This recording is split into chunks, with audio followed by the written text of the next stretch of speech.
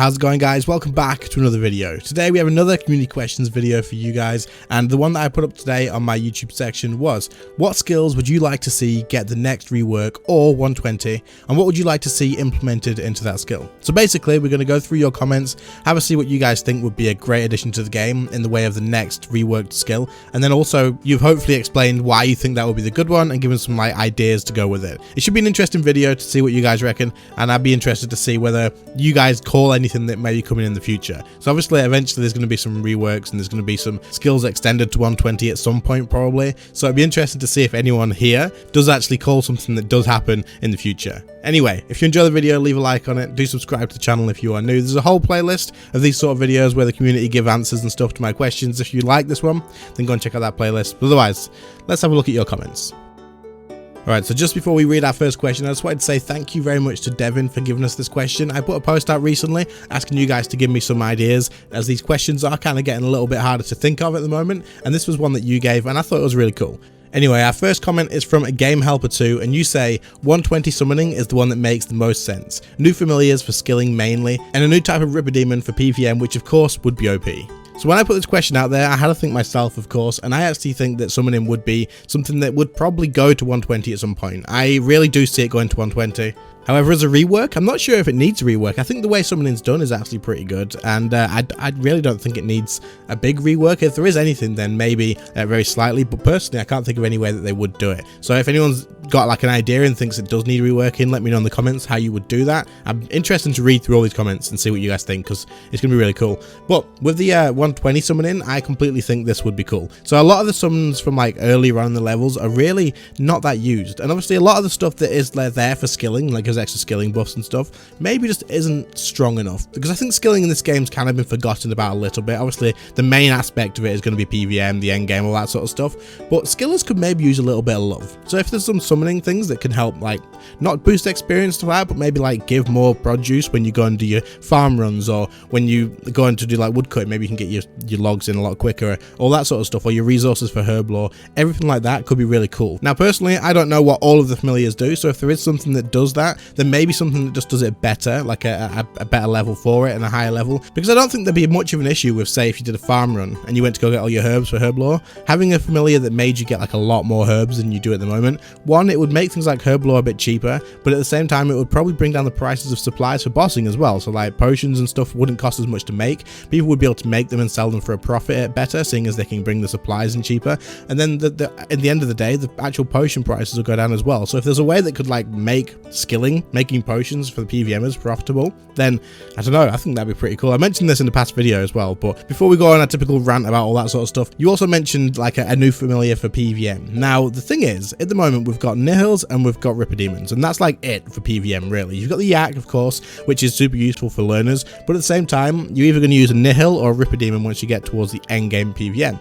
The Ripper Demon is just too good, it just does a hell of a lot of damage, but I feel like it'd be kind of cool to have some options so that when you go into PvM you don't have to take Ripper Demon. If there could be some other options that's just as good but gives like different benefits, I don't know exactly what benefits these would be. This is where you guys come in and you can let me know in the comments, but like just some other PvM options. So like someone could be using a Ripper Demon when we go to a boss, but then maybe there's someone else that could have a familiar that could actually lower the defense of the boss, and that way if you're doing group content, say if you were trioing ED3 for example, you could have 3 people with 3 different familiars, and one lowers the ambassador's defense, one is the Ripper Demon helping with DPS, and then another one, maybe, I don't know what it'll do, maybe it'll buff your team a little bit or make you have a little bit more accuracy for the entire team. I don't know, something along those lines I think would be kind of interesting and cool to do. But then even in solo you could decide whether you want the extra accuracy or whether you want to have the extra DPS. I don't know, there's always going to be a best in slot, that's the thing, but if this is something that you guys think would be interesting, I'd be interested in hearing whether you think so or not, so let me know in the comments. So honestly, seeing as how long I've been talking about that one, I feel like we're probably not going to get as many in here, because I feel like there is going to be quite a lot to talk about on each individual comment, so there'll probably be a bit less, but that's okay. The next one says construction with a rework, because even old school got a rework, the house needs some love. This is actually so true, and I knew construction would get mentioned in here because it is just like, I never use my house. Do you guys ever use construction? Like, is there anything that I'm missing apart from like nothing. There's nothing. There's nothing I can think of that you would use in your house. I really don't know. So if there's anything that I don't know about for construction, do let me know. But I'm pretty sure that the house is pretty much dead content at this point. So construction would definitely be something that would be an interesting rework. Giving us more reason to use it would be useful.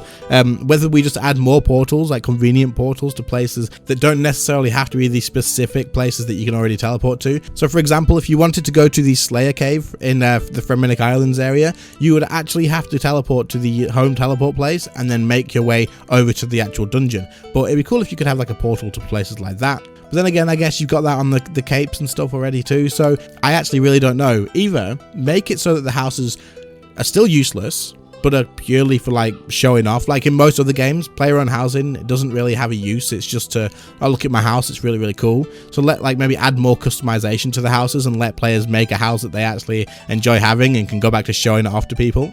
Or actually try and think of some reasons to have the house more uses and stuff. But honestly, I actually think a lot of people would just enjoy making a player-owned house. If there was a lot of options, a lot of customization, you could bring stuff in from outside the game. Maybe you could go and collect some other stuff and craft some other stuff to put in there as well. I think a lot of people would do that. And then if there was a way to actually make the houses unique to their own player style and show off exactly the sort of player they are, whether it's a PVM, could have like loads of things like the King Black Dragon head and stuff that you can get. Maybe add that to a lot of the other bosses. So you could have like a trophy room for all your bosses and stuff. But then at the same time, maybe have like a loot room where if you want, you can put your loot in there just to put on display. Like there's a lot of people who would just have too much money in this game and would just display all that stuff.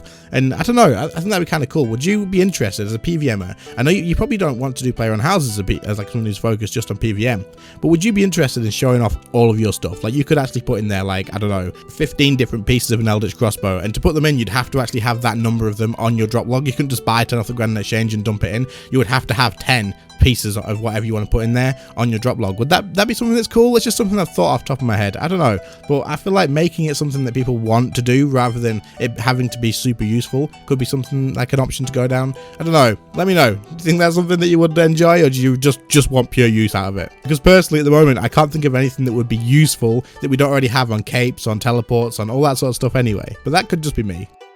So next comment says, crafting and fletching needs a big rework. It doesn't make sense that Royal Dragonhide is in the 90s and is a lower tier armor. Also, Dragon Crossbow is high 90s to make, being only a tier 60 weapon. This is one that I really think will happen. I think crafting and fletching will follow through with mining and smithing and actually be reworked as well. So with mining and smithing rework, it came that you could actually start crafting like rune armor at the level it took to wear it. So rune armor was level 40 defense. So now at level 40 smithing, you can make rune stuff. Then they added in other armors like the Elder Rune armors, which was level 90, but it made sense because it's level 90 armor. So it makes sense to craft the level of armor or equipment that you actually are as someone who is doing the smithing or the crafting or the fletching. So that's not actually there with crafting and fletching yet, but I think they probably are considering this. Mining and smithing rework was really good. People really enjoyed it. People were happy with it. And I think it's like a good idea and a good way to bring skilling back into the game. I really think it is, because like you say, who wants to put in the effort of getting 90 freaking fletching or crafting, whatever it is,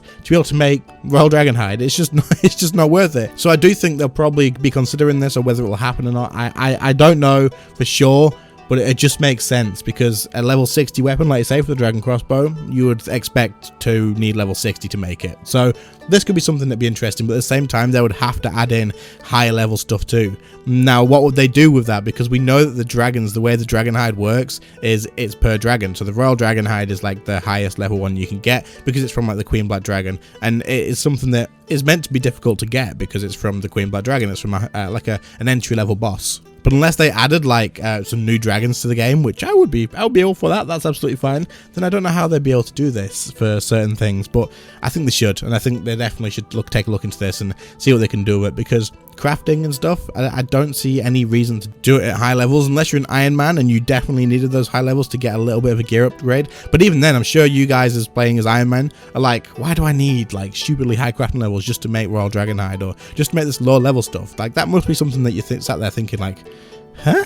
Why can't this be a lower requirement? I don't know. I don't play Iron Man, so you guys will have to let me know. Maybe you're completely happy with getting 90 crafting to be able to make that sort of stuff, but I don't know. Let me know. Either way, I think there should be more reason and more like out of it from actually leveling up that far, rather than just the low level stuff, and I think it should be adjusted like mining and smithing. Alright, the next comment says woodcutting and fletching. It'll add new types of trees and possibly degradable tier 90 bows, similar to elder rune weapons, and fixes that horrible scaling especially. Doesn't make sense to require 60 woodcutting and 70 fletching for a tier 40 weapon. So this ending of this is kind of the same focus as the last one, where it doesn't make sense to have higher levels to craft the lower level stuff, but at the same time, I like the idea of the fact that having woodcutting fletching would allow you to make things like tier 90 bows, or basically adding bows that are like the elder rune stuff. So elder rune armor and weapons actually require level 90 to use, but they work as tier 85, so they're slightly less, but it is an option that you can have to actually just have some cheaper, easier gear that you can craft, get some really good stats out of it, and not have to spend an absolute fortune on getting it. This could definitely be something that could be kind of cool for adding onto things like bows and maybe magic weapons as well. I don't know whether we'd have to use that in the crafting for the magic stuff, but at the same time, this could be a really cool idea. As long as it's balanced well, like elder rune was, and it doesn't devaluate the actual level 90 stuff that you have to go out and fight bosses for, the level 92, the level 95 stuff, then I think it's absolutely fine, and I think it's a good way for people to get back into PvM, because you can smith elder rune stuff and you can go out there and kill bosses with it. Doing Araxi with elder rune armor is absolutely fine. Being able to do that the same with range and magic would not be a bad idea at all. I think people returning to the game who are behind from what they used to have back in the day, just not being as good anymore, or basically just having other options for other bits of gear that people don't have to necessarily all go for the exact same stuff, and that pushes prices up and stuff. It would help people get into PvM as well, because let's be honest, this gear will be cheaper than the stuff that everyone would suggest you have. You don't have to have armadillo, because you maybe could craft level 80 or 85 magic or ranged armor, and that could be almost as good, not as good, but it maybe doesn't even have to have any sort of bonuses on attack and stuff. It could just be armor, like that's it. But as long as it gives you some stats and as long as it helps out a little bit, then I really don't see a problem with it. And it also gives people like the skillers and stuff more to do too, and it could be a way to turn a profit by doing that if you look into it the right way. But I think this could be a cool idea. What do you guys think? Would you be interested in seeing the same sort of thing with elder rune applied to the range and magic style as well? I actually think this could be interesting, and I'd be interested to hear what you guys think. So as I said, I'm not going to include as many in here. A lot of you guys are saying all the same things anyway, but at the same time, each one's going to take a lot of time for me to talk on, so I don't want to drag the video out too long. But at the same time, I actually think that runecrafting could probably be something that could take a lot of interest in going to 120, and I would love to see new runes added to the game, or just change it in a way that it's not just AFK at RuneSpan, and make runecrafting itself a little less tedious, but a little more worth. So you can make a lot of money doing runecrafting, you really can, because no one wants to do it, but at the same time, it is a lot of work, it is a lot of effort, and it is sort of really boring. So one, making runecrafting more interesting and more enjoyable could be an option that you could do. I really don't know how you'd do it, so if anyone's got any ideas, let me know. But let's be honest, the reason I want this to happen isn't just because of magic being ridiculously expensive to do at the moment, but at the same time, I would actually love to see new runes come into the game, which means new spells, and then allow magic to offer even more sort of utility to the game. I really like the fact that magic has all these different things that you can do. I think Intercept at the moment is one of my favorite spells in the game, which is where you can place it on another player that you're playing with, and you take all of their damage so they don't. Like, you can save people so much with this, and I love it. I think it's great. But I have no problem with magic falling behind in DPS if it means that I can do things like that. But add more stuff like that and I'd be absolutely happy with that. I think it'd be really cool. But at the same time, it could make magic OP. But I don't know, as long as it doesn't jump miles ahead in DPS, I don't think it being more like versatile and adding more to the table could be such a bad thing. I don't know, what do you guys think? I really like things like Intercept, and I really like things like how magic gets the benefit of being able to sort of root people in place or root enemies in place with like the freezers or using Entangle. I really think it's just a really cool idea and a good path that I'd like to see magic go down. It doesn't necessarily have to be the best DPS class, but giving it something to actually help out in boss fights and make life a bit easier. Animate Dead is a genius one as well, and I would love to see more stuff like that added to magic in the future. And honestly, if I'm making runecrafting a 120 skill and including more runes is a good idea for that, then definitely. Also, please, more combination runes to make rune pouches even easier to deal with. Like, mix the freaking blood and the soul runes or something. I know they'll be expensive, but just do it. I've got too many rune pouches. Jagex, please.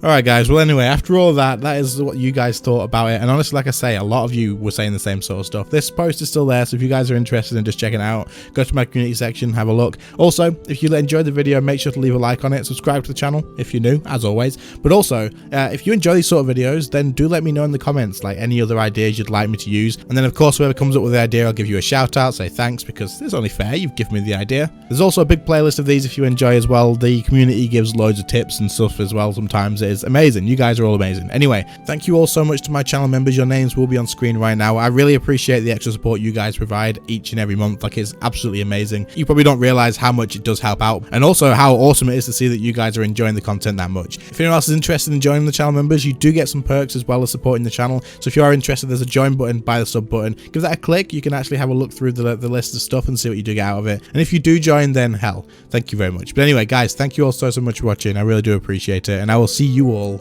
in the next one. See you later, guys. Bye.